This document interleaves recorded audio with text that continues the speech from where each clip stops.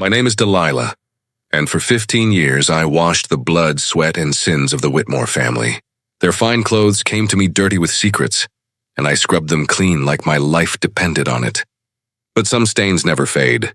The marks sink so deep into the fabric, only blood can answer them. I remember the night the water turned red, the night I stopped being their laundress and became their judgment. One man's death bought freedom for many, though no one dared speak it aloud. They called it an accident. I called it justice. You see, when a mother is pushed to the edge, when her babies are priced and sold like cattle, the prayers change, the hymns fade, and the old words, the ones whispered by our grandmothers in the dark, come alive again. That night, I did what no church would forgive and what no mother could regret. The well behind the house still remembers his name. The earth still hums when the moon is dark. And the stain that wouldn't fade, it's still there, beneath the flowers that bloom too red every spring. This is my story, the story of the blood ritual that freed us all.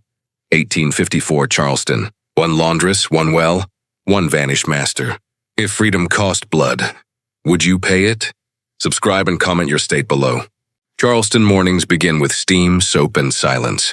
Before the roosters even call, the fires under the great copper kettles already roar. The air smells of ash, lye, and sweat. My hands, cracked and raw, know the rhythm. Soak, scrub, wring, hang. A rhythm older than prayer.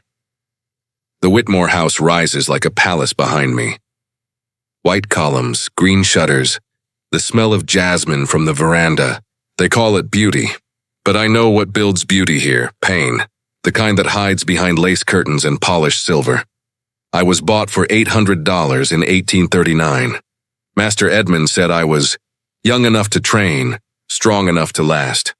He wanted a laundress, someone who could scrub away what others shouldn't see. Blood from the whip, wine from his shirt, tears from his wife's pillow. I washed it all.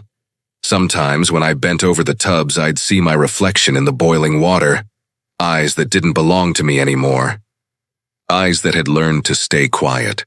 Mistress Catherine, his wife, was proper, careful, cold. She wore pearls even at breakfast and spoke to me only through lists. Never Delilah, always girl. To her, I was a pair of hands, not a heartbeat. The overseer, Mr. Clay, walked the yards with a whip on his hip and hunger in his eyes. He liked to test fear like it was a spice he could taste. But laundry work kept me safe from him. The quarters, the tubs, the solitude. They gave me something rare for a slave woman. Moments to think. While others picked cotton or worked the fields, I learned things. I listened. I watched. I learned what stains mean, how every mark tells a story. A small brown spot on Mistress Catherine's collar. Old blood, not fresh. A tear in her silk sleeve, a struggle, not an accident. Every piece of cloth carried whispers the family never meant anyone to hear. Some nights, when the moonlight fell through the cracks of my cabin, I'd remember my grandmother's voice. She used to say, "The hands that wash the dirt of others also learn what filth their souls hide." At the time, I didn't understand. Now I do, because inside that grand Charleston mansion, I saw more than stains. I saw a sickness, and one day that sickness was going to spread to my children. 54 Charleston, one mansion, hundreds of secrets. Would you still wash for the people who own your pain? They were playing under the hanging sheets when I heard it. Samuel was racing Mary between the laundry lines, her small feet kicking dust, her laugh like sunlight breaking through the steam. For a moment, the world felt almost human. Then I heard his voice, Master Edmund's, drifting through the open window. "We'll sell the boy to the rice plantation.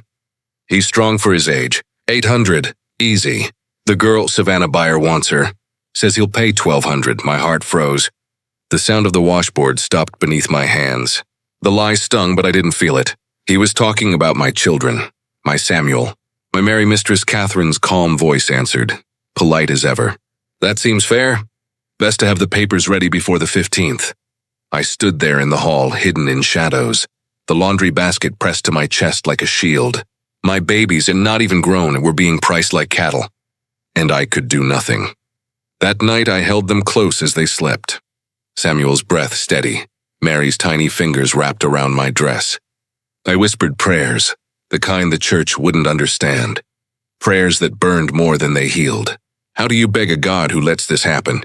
How do you ask for mercy from a world that sells children? The next morning I went to Mistress Catherine. She was sitting with her tea, sunlight glinting off the silver spoon. I dropped to my knees. Please, ma'am, don't let him sell my babies. She didn't even blink. Delilah, it's business. You'll have others. That's life, others. Like children could be replaced. Like love could be bred again from ashes. I left her room trembling and went straight to Master Edmund. He didn't even look up from his ledger. Sir, please. I'll work double. I'll do anything. His quill paused. You'll do what you're told. Now get out. That was the moment something in me broke. Or maybe woke up. I had begged them both. They had looked into my eyes and seen nothing worth saving. And yet in that emptiness something started to move. Slow, hot, alive. When night came, I sat by the dying coals and remembered my grandmother's words. The old ways don't die, child. They sleep. They wait for blood to call them. That night I called, not with screams, not with tears, but with silence, deep and steady as the dark. One date, the 15th. 2 children priced. Would you beg again, or begin a war? That night I couldn't sleep. The quarters were quiet, except for the hiss of cooling iron and the hum of crickets. The kind of silence that presses on your chest until you have to breathe through your memories. When I closed my eyes, I saw my grandmother, Esther, standing over the old wash tubs back home, steam wrapping around her like a halo. Her hands, scarred and strong, moved with rhythm and power. Every mark, every stain, every scar tells a story, she'd said. The white man thinks you washing away his filth, child. But what you're really doing is learning his weakness. I was 12 when she was sold. The night before she left, she whispered things I wasn't meant to repeat. About herbs that heal and herbs that harm. About words that could cross the veil between the living and the dead. She called it the old knowledge. The kind that came from across the ocean and never bowed to any master. Now, more than 10 years later, her voice came back like a heartbeat in my ears. The old ways don't need permission, Delilah. They just need purpose. So before dawn, I walked barefoot to the small herb patch behind the laundry house. I wasn't gathering for supper this time. I was gathering for war. Devil's claw for binding an enemy. Graveyard dirt to call the ancestors who still walk when the moon is dark. Red brick dust and for power and protection. Each handful whispered her name. Each root trembled with memory. The air was thick with salt and soil, heavy as truth. When I returned to my cabin, I laid a cloth on the floor and drew a circle like grandmother taught me. I placed the dirt in the center, mixed it with water and ash, and whispered into the steam. Spirits of my blood, hear me. See what they do to our children. Let their cruelty fall back on them. Let the old blood rise again. The candle flickered and the air grew colder. Still but alive. It felt like someone had entered the room without opening the door. I wasn't afraid. I knew who it was. Esther's voice filled the cabin, soft and low. Don't cry, child. Just listen. What they built on our pain will crumble under their own weight. You will be the hand that tips the balance. When the candle went out, I felt something settle in my chest. Not peace, not comfort, but certainty. I had crossed a line that night and there was no going back. By morning, I was just a laundress again. Apron tied, hands busy. But under my skin, the air had changed. The world had started listening, and old knowledge rises where the church won't go. Do you think history remembers truth? Or just the winners? Before the sun rose, I was already at work, but this time not with soap and water. I carried a small pouch under my apron, tied with red thread. Inside it were the things the living feared and the dead understood. I moved like any other morning. To anyone watching, I was just the laundress sweeping the veranda, humming under my breath. But every step I took had a reason. Every grain of dirt I sprinkled had a purpose.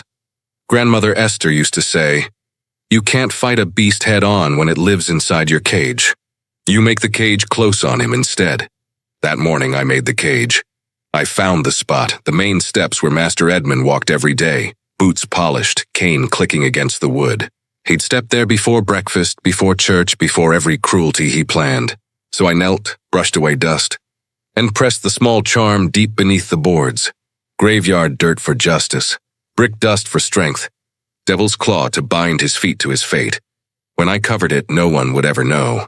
But the air around the steps grew heavier, almost humming. I felt the energy pull like breath in reverse. The work was alive now. From that moment, every time he walked over those steps, the charm would pull something from him. His luck, his mind, his safety. He would walk himself toward ruin, one step at a time. For 3 days I watched him. The first day he dropped his ledger, his hands trembling slightly. The second, his horse stumbled for no reason. The third, he woke drenched in sweat, claiming he dreamed of hands pulling him down into water. He called it the heat. I called it warning, but I knew dreams weren't enough. The spirits had opened the door, but I had to walk through it. There was still the matter of how the reckoning would come. Accident, sickness, madness, the ancestors never spoke plain. They just whispered, "Wait for the right sign." That sign came one evening when I saw Master Edmund in the garden. He was leaning over the old well, testing the rope and cover, muttering about repairs. The wood creaked under his boots, thin and rotted from years of neglect. He cursed, kicked the rim, and walked away. I watched from the shadows and felt my grandmother's breath in the wind. That's when I knew. The well wasn't just a hole in the ground anymore. It was a mouth. And soon it would speak. That night I returned to my cabin and opened the circle again. I placed 3 drops of my own blood on the charm's twin. 1 for Samuel, 1 for Mary, 1 for every child ever sold. "Let the guilty step where the innocent once knelt," I whispered. "Let the ground remember." The candle flame split, flickered blue, then went still. The message was clear. The work was ready, one house mapped, one path chosen. If you could turn cruelty back on itself, would you? Mistress Catherine left for Savannah that week. The house went quiet in her absence, quieter than death. No piano, no chatter, no perfume of flowers. Only the echo of boots and the groan of wood under weight. It was the perfect silence for what had to come next. I spent the morning washing linens like any other day. But beneath the smell of soap, another scent grew. The faint bitterness of ground Jimson weed. The devil's trumpet. Its white petals looked pure as mercy, but inside them slept madness. Grandmother Esther's warning echoed in my head. Too little, and the fool dreams. Too much, and he never wakes. But just enough, and he'll walk himself into his own grave.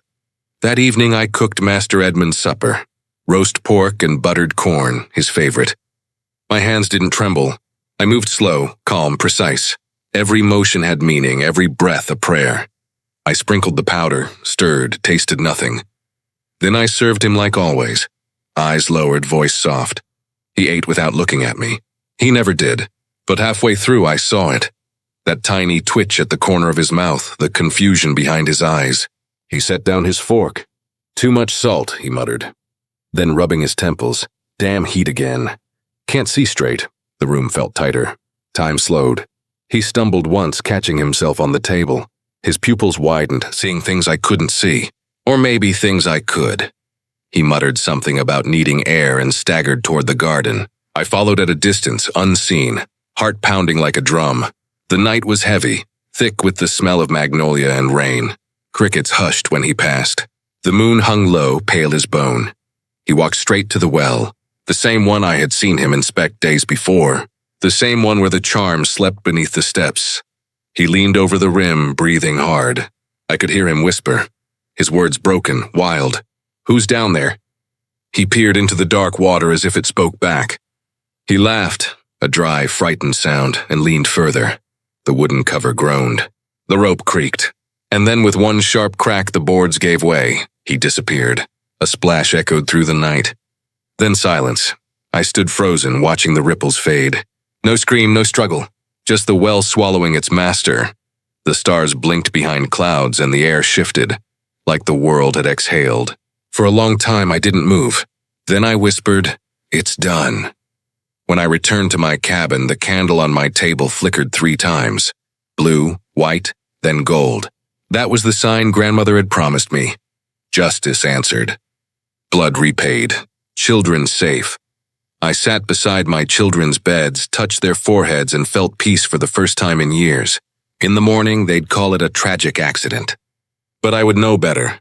The earth had simply taken back what it was owed. A dose, a stumble, a silence. Justice or vengeance? Where is your line? The morning came with screams. A house slave named Ruth ran through the yard shouting, He's gone. Master Edmund's gone. Her voice carried through the mist like a bell for the dead. Men gathered at the well, shouting orders, pulling ropes, cursing the sight below. The doctor was fetched. The preacher followed. By the time I reached the garden, they were pulling him up. Pale, waterlogged, eyes open but seeing nothing. The women wailed. The men crossed themselves. The preacher murmured, "The Lord giveth and the Lord taketh away." I stood at the back, head bowed, hands clasped, and whispered only, "Amen." They called it an accident. A man overcome by drink and heat, slipping into his own well at night. The perfect story. No one questioned it. No one looked twice at the laundress standing in silence near the lilac bushes. For days, the house moved like a ghost of itself. Mirrors covered, curtains drawn. The smell of black crepe and candle wax hung thick in every room. Mistress Catherine returned from Savannah dressed in mourning silk, her face pale and dry. No tears, no warmth, just calculation behind her eyes. We washed, ironed, and stitched in silence for the funeral. The preacher read words about mercy and redemption, but the earth didn't listen. When they lowered his coffin, the ground shuddered softly, like something deep beneath was breathing. That night I lit a small lamp in my cabin, lard wick, graveyard dirt at its base, and 3 drops of water from the well. I whispered my thanks to the ancestors and prayed for quiet. But peace never comes easy, not when you've spilled blood, even for love. I feared what would come next. Would Mistress Catherine sell us all to cover debts? Would the overseer seize control? Would my children still be taken even after all this? I didn't know yet that death sometimes plants seeds instead of endings. 2 nights after the funeral, the wind rose. It rattled the windows, howled through the chimney, and knocked the same loose board on my cabin wall 3 times. Grandmother Esther had said that 3 knocks from the wind meant a warning, or a promise. I chose to believe it was both. When I looked out toward the well, I could swear I saw mist rising from it like smoke, forming the faint outline of a man's face before the wind tore it apart. Then silence again. I went to my children's beds, tucked them close, and whispered, "We're safe now." Mama's done the hard part, but even as I said it, I knew the story wasn't finished. The blood had been paid, but the debt wasn't closed. A master buried. A danger not. When the mask falls, what do you do next? Mistress Catherine came back 3 days after the funeral.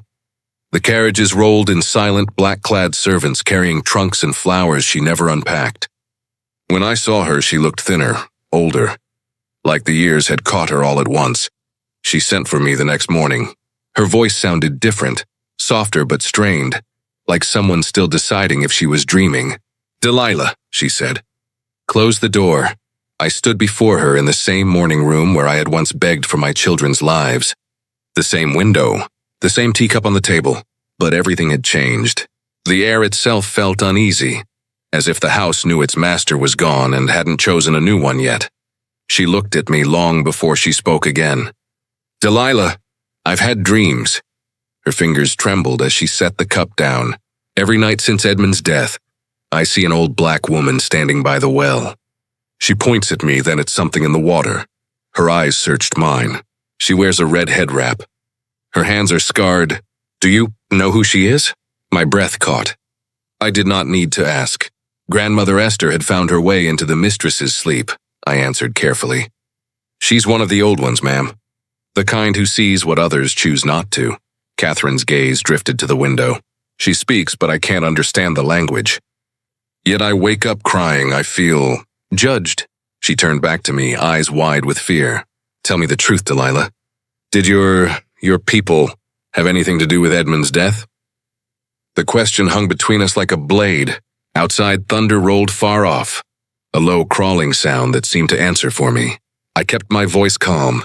"Ma'am, sometimes the earth does what it must when injustice runs too deep. Some say that's coincidence. Others say it's the ancestors." She stared a long moment. Then she whispered, "The buyers Edmund found for your children, I contacted them. I wanted to finalize the paperwork." Her voice broke. "They told me what they planned to do to your daughter, to your little girl, and I saw it all again in my dreams. The children screaming, the mothers reaching out. That woman by the well, she watches it all." For the first time since I'd known her, Mistress Catherine wept. silent, shaking tears that left her trembling. Then through tears she said something that made me forget to breathe. I canceled the sale. The children stay. You have my word, I didn't move. Couldn't speak. The words felt too heavy, too dangerous to believe. I think that woman, your grandmother maybe, she wants me to see what I've ignored. She wants me to understand the price of my comfort. I said nothing, because some lessons must speak through fear, not words. That night I walked to the garden, looked down at the sealed well and whispered, "Thank you, grandmother. You found her. A widow dreams. An ancestor answers. Could a dream change a world built on paper?" Word travels fast in Charleston. Too fast for comfort. By the end of that month, every plantation for miles was whispering the same thing. The Whitmore widow's gone soft. They said she spoke to her slaves as equals. They said she walked the grounds barefoot at night. They said the well was cursed, and no man dared go near it. I watched it all in silence. The overseer, Mr. Clay, hated every minute of this new world. He grumbled that a house without a man loses its order. But when he tried to raise his whip again, it cracked mid-air. The leather split clean in two. He left it on the ground and never touched another. Mistress Catherine changed more with each sunrise. She stopped hosting luncheons, stopped going to church. She spent her mornings in the laundry house, asking questions she never would have asked before. "Delilah," she said one morning, "what does red brick dust do?" "For strength, ma'am," I answered. "And the grave dirt?" "For truth," I said quietly. She nodded, taking notes like a student at the feet of a teacher. At night the house groaned, not with ghosts, but with shifting spirits. Windows opened by themselves. Candles burned without melting, and sometimes, in the distance, you could hear humming, the tune of an old washing song no one remembered teaching her. The neighbors came calling. "Catherine," one lady said, fanning herself in mock concern, "it's unnatural the way you carry on. You'll lose your reputation." Catherine smiled, a small, knowing smile. Perhaps reputation is the last thing I need. But the men were less gentle. They spoke in low voices about proper control and Southern order. 2 overseers from nearby farms even came by one night, pretending to offer help. I saw them from the kitchen window, whispering by the fence, plotting how to restore discipline. That's when I started my own work. I mixed iron nails, salt, and cayenne into little jars and buried them near every entrance. I dusted the thresholds with brick powder and tied charms to the door hinges. No one crossed those lines without feeling the air grow heavy. By morning, both overseers' horses had gone lame. No marks, no cause. They left by noon. From that day on, people kept their distance. Some said the widow's house was protected by spirits. Others swore it was cursed. I didn't correct them. Sometimes fear does the work justice can't. At night, Catherine would sit by her window, staring at the well's shadow. "I hear her sometimes," she whispered once. "The old woman. She hums when I can't sleep." "She's watching," I told her. "Not to scare you, to see if you've learned." The next morning, she walked the yard with her head high, her widow's black replaced by a plain gray dress. No jewels, no lace. Only courage, pressure mounts. "Lines hold?" Would you have joined them, knowing the cost? The night before the 15th, the same date my children were meant to be sold, the air turned strange. The sky was too still. Even the crickets fell silent, as if waiting for something holy or dangerous. Mistress Catherine came to me in the laundry house. No servants followed her. She closed the door herself, a thing she'd never done before. "Delilah," she said, "I want to understand what your grandmother tried to show me." Her hands trembled, but her eyes didn't. I nodded slowly. "Then you must be willing to see what polite eyes refuse." The laundry house had always been my church, the steam rising from tubs like incense, the fire under the copper kettle glowing like an altar flame. That night it became something else, a temple between two worlds. I drew the circle on the floor with red brick dust, steady as breathing. Inside it I placed 3 things: a lock of my daughter's hair, a drop of my son's blood from a cut he'd gotten that day, and a small scrap torn from one of Master Edmund's handkerchiefs, still faintly marked with the brown of old blood. Catherine watched every motion, her face pale but reverent. When I pricked my finger and let one drop fall, she flinched. Then without a word, she pricked her own. Our blood mingled on the floor. "Now," I whispered, "you're bound to the promise you make tonight." We joined hands. The air grew heavy. The flame in the kettle rose high, blue and gold. I began the chant, the same one Grandmother Esther had whispered the night before she was sold. Not words of death, but of balance, of payment made in full. Let every child stolen be remembered. Let every mother's cry become strength. Let this house never again profit from sorrow. The circle pulsed. For a heartbeat, the ground seemed to breathe. And then we both saw it, faint shapes forming in the steam. Women, children, men, all faces I knew from the quarters. Some living, some gone to the grave. They stood around us, silent but shining, their eyes soft and full of something too big for words. Catherine fell to her knees. "God forgive me," she whispered. I placed a hand on her shoulder. "The ancestors already have. It's the living who must learn." When the flame calmed, we buried the remains of the circle beneath the laundry floor. The promise was sealed, not with ink, but with breath, blood, and truth. The next morning, Catherine gathered every slave on the property. Her voice shook, but her words didn't. "No family will ever be sold from this land again. Not while I live." No one cheered. No one moved. But I felt the air shift. Lighter, freer. Like the house itself exhaled for the first time in years. That night, I stood by the well with my children, looking up at the stars. The same moon that had watched me plan death now watched me witness freedom. It hung bright, quiet, satisfied. In water and blood, a house crossed a line. If freedom starts in a promise, what would you swear? After that night, nothing in Charleston was the same. Not the air, not the sky, not the house that once stood proud on the backs of broken souls. The Whitmore place grew quiet, not empty, but peaceful in a way no one could explain. The laughter of children replaced the whip's echo. The songs at dusk changed from sorrow to prayer. We planted flowers where the old well had stood. Red ones, always red. They grew fast, too fast. Even in dry months when nothing else would bloom. Some said the roots drank something stronger than rainwater. I said they drank truth. Mistress Catherine turned her mourning black into plain gray cotton. She no longer rode in the carriage or hosted guests. Instead, she spent her mornings in the laundry house helping me grind herbs and stitch cloth for the sick. Her delicate hands, once soft with wealth, became rough with work, and she never complained. At first the neighbors laughed, then they whispered, and then they kept their distance. They said she was bewitched, cursed by the ghost of her husband. They said the laundry was a place of devil's work, but when their own children fell ill, it was our remedies they came for. At night in secret. And they always left healed. The stories began soon after. The field hands called the well the mouth that eats cruelty. Others said that on dark nights, if you listened close, you could still hear the splash of that final fall. Some swore the water glowed under moonlight, as if reflecting fires from another world. And every spring when the red flowers bloomed, people from nearby plantations would come quietly to look, never stepping too close, never speaking too loud.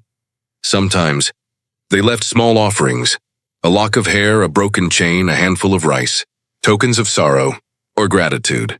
Mistress Catherine and I began teaching together. She opened a small school behind the main house, built from old timber and faith. We taught letters, healing, and, for those ready to understand, the old knowledge. The children learned quickly. Their minds, unbroken by fear, bloomed just like the flowers over the well. At night after lessons, I would sit outside with my children beside the fire. Samuel, now tall and thoughtful, would ask, "Mama, do you think Master Whitmore knows what we did?" I'd smile, staring into the flame. "He knows," I said, "and so do the ones who watched." Mary liked to braid her hair with the red petals that grew from the well's soil. "Grandmother Esther sent these," she used to say. I didn't correct her. She was right. The land no longer groaned with sorrow. It hummed with something else, peace but not quiet. The kind of peace that follows justice finally done, from fear to folklore, from whispers to work. Do you think mercy can be learned and are only earned? I write these words by lamplight, my hands older but steady. The same hands that once scrubbed away another family's sins now hold a pen that records our own salvation. The laundry no longer smells of soap and sorrow. It smells of herbs, smoke, and life. 11 years have passed since the night the well took its payment. The world beyond Charleston has changed. War, surrender, and the breaking of chains. They call it emancipation. But long before any proclamation, freedom was born here. In blood, water, and truth. Mistress Catherine sits beside me now. No longer mistress, only Catherine. Her once fine dress is patched and simple. Her fortune is gone, spent on freeing families, feeding widows, and building our school. But she calls it a fair trade. "You washed away more than stains, Delilah," she said to me just last week. "You washed away a way of life." Perhaps she's right. The laundry where I once hid my tears is now a place of healing. The children of those we once called slaves now come to learn letters, medicine, and faith. In themselves, in the ancestors, in justice that doesn't need permission. Samuel teaches now. He stands tall before the chalkboard, his voice sure and calm. He tells the students, "We are not what was done to us. We are what we remember and what we build next." His sister Mary tends to the herb garden. She swears she still sees Grandmother Esther walking among the flowers, that red head wrap bright under the sun. And I believe her. The well is gone now, filled and covered with stones and blooms. People still come, some to pray, some to whisper thanks, some just to stand and feel that hum beneath the earth, the one that never really stopped. Catherine and I sit there sometimes in silence. She always brings a single white flower, I bring red. She places hers for peace, I place mine for remembrance. Together they make pink and the color of healing. The neighbors still whisper. They call this place cursed, haunted, unnatural. Maybe they're right. Maybe a little haunting is what keeps the world honest. I keep a ledger now, not of debts or ownership, but of lives changed. Families kept together, children taught to read, wounds healed, names remembered. Each page is a hymn, each line a rebirth. Sometimes at night I still hear the water moving under the earth, a slow, steady rhythm like breathing. It reminds me that the work is never truly done. Evil doesn't die. It just sleeps waiting for silence. And when it wakes again, it will find daughters and sons who remember what their mothers taught them. I close my ledger, blow out the lamp, and whisper into the dark. "Thank you, grandmother." The washing is done. The world outside hums with freedom songs, rough and hopeful. Tomorrow I'll teach another child to write their name, not the one given by a master, but the one chosen by their spirit. Then you're Charleston. One oath kept. One house changed. What part of this story will you carry forward? Share your thoughts below, and watch the next story.